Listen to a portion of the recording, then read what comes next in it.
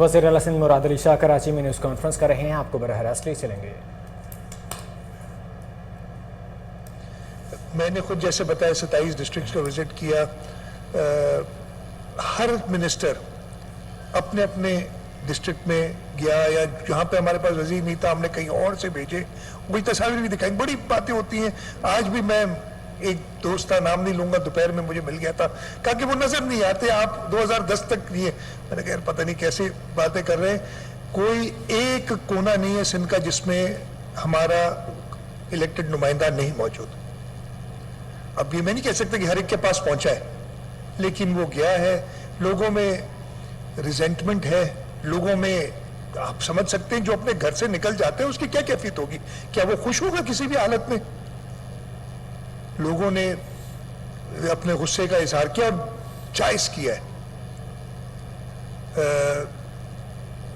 अपने इलेक्टेड नुमाइंदों से कभी कभी गुस्से का इजहार किया, जायज किया, लेकिन हमको सुनने के लिए मैंने खुद कई जगह मेरी गाड़ी रोकी गई, मैंने उतर के उनसे बात की। ये देख रहे हैं आप, तस्वीर भी देख रहे हैं, नासिर साहब बैठे, ये लोग रोक देते हैं, लेकिन हम कभी ऐसा नहीं हुआ कि कहीं छोड़ के आ गए।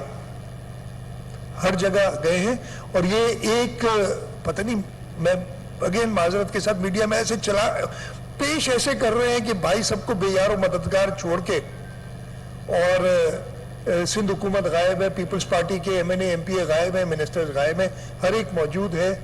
हाँ, हमें एक जो इतनी बड़ी कैटास्ट्रोफी थी, इतना बड़ा प्रॉब्लम आया था, उसके लिए जो सप्लाईज हैं और उसकी मैं बात करूंगा, वो हमें नहीं मिल रही है। और उसकी मैं